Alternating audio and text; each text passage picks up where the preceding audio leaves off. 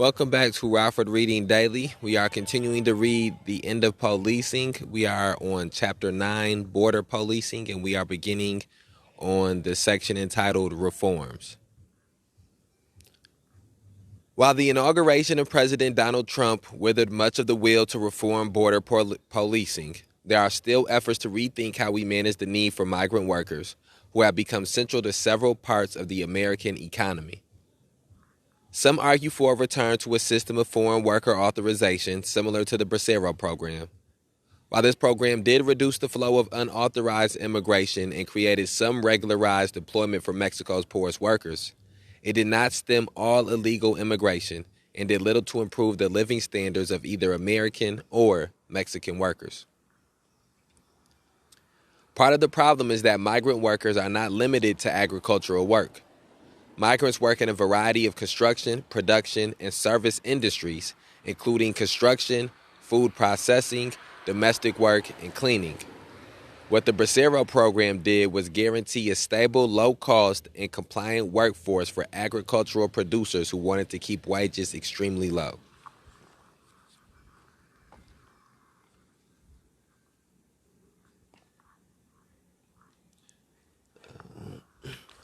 Sorry about that, turning the page. The program allowed employers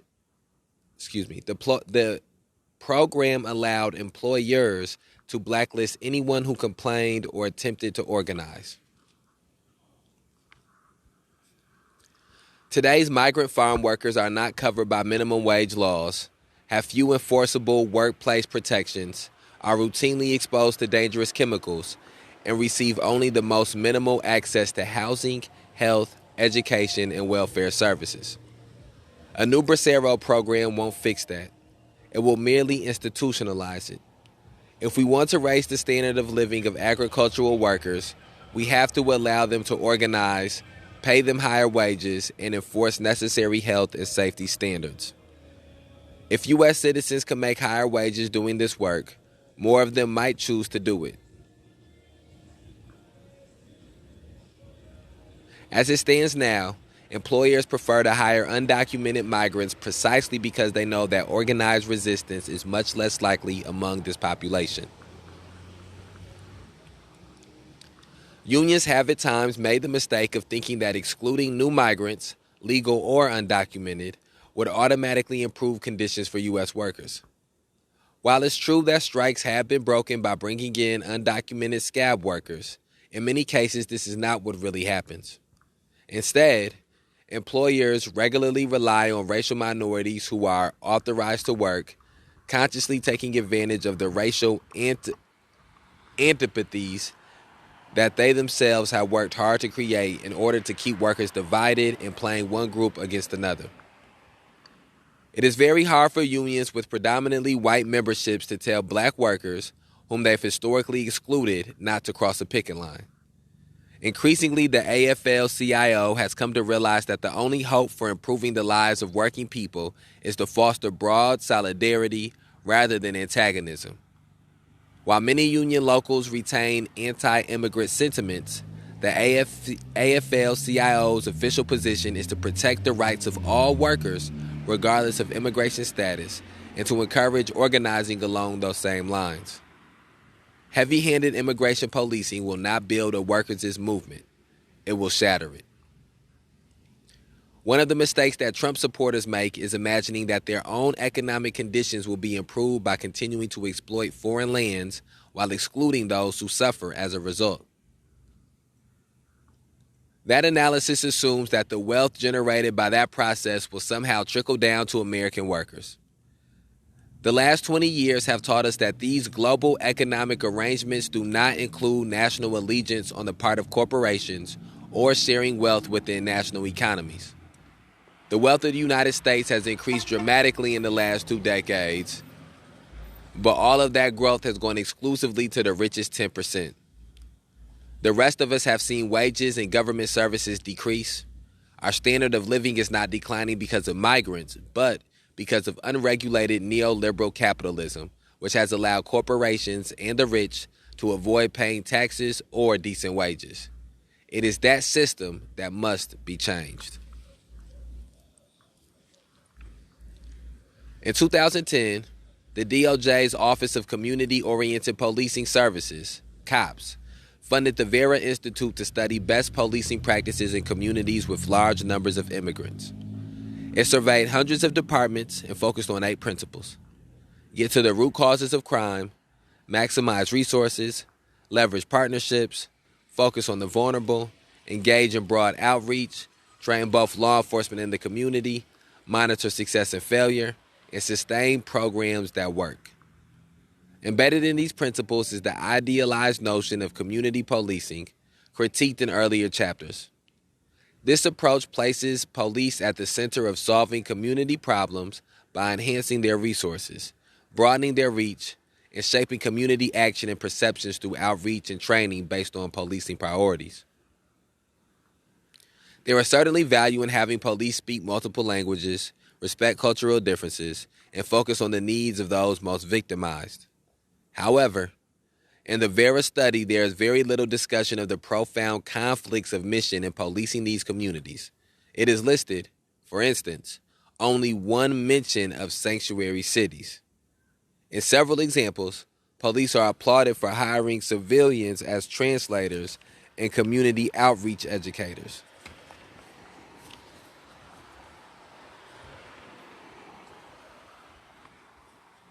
But why should these resources be attached to and under the control of the police department? There should be core functions of local civilian government and exist independently of law enforcement. These should be core functions of local civilian government and exist independent of law enforcement. If we want immigrants, documented or not, to be more integrated into society, more likely to report crime, and better able to defend themselves from predators, we should instead look to end all federal immigration policing, remove social barriers in housing and employment, and acknowledge their important role in revitalizing communities and stimulating economic activity. And then that brings us to the end of reform and to the beginning of alternatives.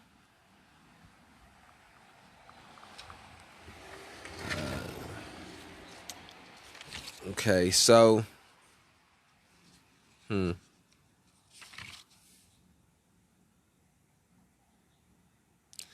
the connection between immigration and labor is something that stands out a lot to me. And how I think when I read this before, I didn't really think about the connection between immigration and labor and how those two issues feed off of each other. And that brings me to the idea of understanding how much the issue of labor and wages are connected to the last 3 forms of policing that we read, starting with sex work, then the war on drugs, and now the border policing. All 3 of those things have heavy connections with labor and fights for the struggle for livable wages, and how not having those livable wages contributes to some of the violent crime that takes place, that contributes to some of the other social issues that we have. And so that's just something else that stands out. And the constant exploitation that people of color, and here specifically speaking about a lot of Mexicans deal with, is something that is in this country. It just, again, goes to highlight the different portrayal that this country has on the outside as opposed to what it deals with in reality on the inside.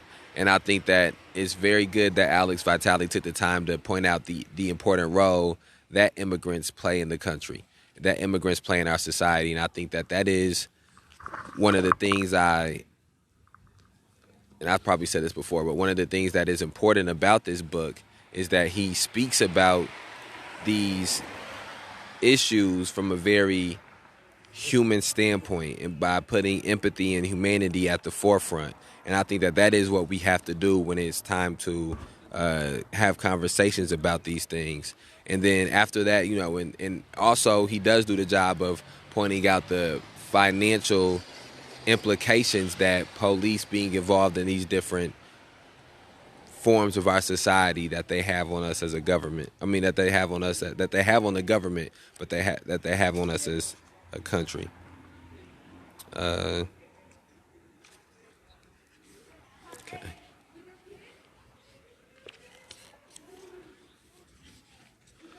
Alternatives. Border policing is hugely expensive and largely ineffective and produces substantial collateral harms, including mass criminalization, violations of human rights, unnecessary deaths, the breakup of families, and racism and xenophobia. Unfortunately, both dominant political parties have embraced this expansion, whether as a part of a system of restricted and managed legalization or as part of a fantasy of closing the border. Rather than debating how many additional Border Patrol agents to employ, we should instead move to largely depolice the border. Borders are inherently unjust, and as Rhys Jones points out in his book, Violent Borders, they reproduce inequality, which is backed up by the violence of state actors and the indignity and danger of being forced to cross borders illegally. Until the Clinton administration, unauthorized cross-border migration was widespread, yet it did not lead to the collapse of the American economy or culture. In fact, in many ways it strengthened it, giving rise to new economic sectors, revitalizing long-abandoned urban neighborhoods, and better integrating the U.S. into the global economy.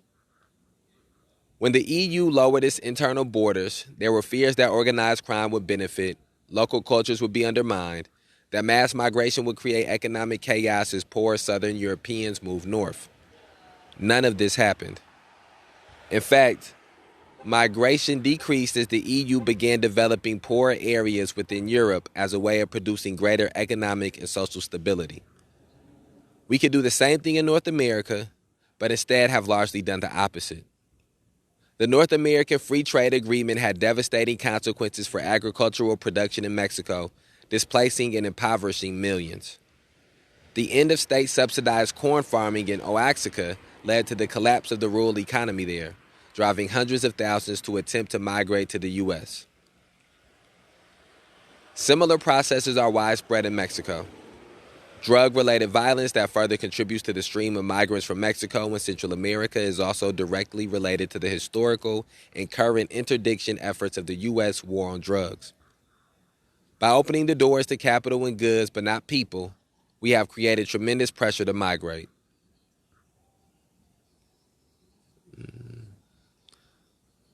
We have created tremendous pressure to migrate. Instead, we should be opening the borders and working to develop the poorest parts of the United States and Mexico. This would create economic and social stability and development that might reduce the extent of migration. The $15 billion a year we spend now on border policing could go a long way toward that goal. It turns out that most people would rather stay in their own cultural setting than migrate if given the opportunity. Unfortunately, we must work toward developing a more internationalist ethos and analysis. The reality is that people in Central America and Mexico are poor partially because of U.S. economic policies. By consistently subverting democracy, we have helped create the dreadful poverty in those places. In 2009, the U.S. government backed a coup against the democratically elected left-wing government in Honduras. That government is now torturing, executing, and disappearing environmental and labor activists. This was just the most recent in a long string of foreign direct and indirect interventions in the politics of Central America, including Ronald Reagan's backing of dictatorships in El Salvador and Guatemala, as well as the Contras' attempt to overthrow the leftist government in Nicaragua. Once we understand migration is a global process driven in large part by the policies of our own government, we in the United States should feel obligated to end those practices and open our doors to those fleeing them. Migrants are human beings who are no better and no worse than Americans and should enjoy the same rights and opportunities. As the group Immigrant Movement International notes, migrants have as much right to international movement as, quote, corporations and international elites, end quote. Quote, "The only law deserving of our respect is an unprejudiced law, one that protects everyone, everywhere. No exclusions, no exceptions." End quote. We should be working to improve the conditions where people come from and allowing them access to the opportunities we have. We cannot and should not rely on ever more intensive, violent, and oppressive border policing to manage problems that we ourselves help create. Okay, and that brings us to the end of Chapter 9, Border Policing. And we're going to end this episode here, and then we'll start Chapter 10, Political Policing, on the next episode. And we'll do a small little reflection here on some of the alternatives that were brought up. And I think the main alternative that I think is important that was brought up is an allocating of resources to help countries near us to not be in the type of desperation that they're in. It is, they talked about a changing of the politics that is in this country, the economic politics in this country that leads to countries that are near us being in this type of desperate situation. And again, I think that one of the things that is important about this book is that Alex Vitale ties these issues of policing not only to local issues but to national issues, and then eventually to global issues. And I think that is one of the key components of any successful struggle, is being able to communicate about how these things affect people locally, then communicate how they affect people nationally, and then communicate how they affect us globally, and then using that to build a base. And so we see here how the reason we have some of the issues we have at the border is because of decisions our government and actions our government has taken in other countries. So I'm going to end this episode here because it's starting to rain and I'm going to have to move some of my stuff. Please share this on whatever platform you're listening to it on. And remember, we put out these episodes on a daily basis to present people the opportunity to begin and further their journey in the struggle to end police terrorism, mass incarceration, and racial injustice. We're going to holler at y'all tomorrow.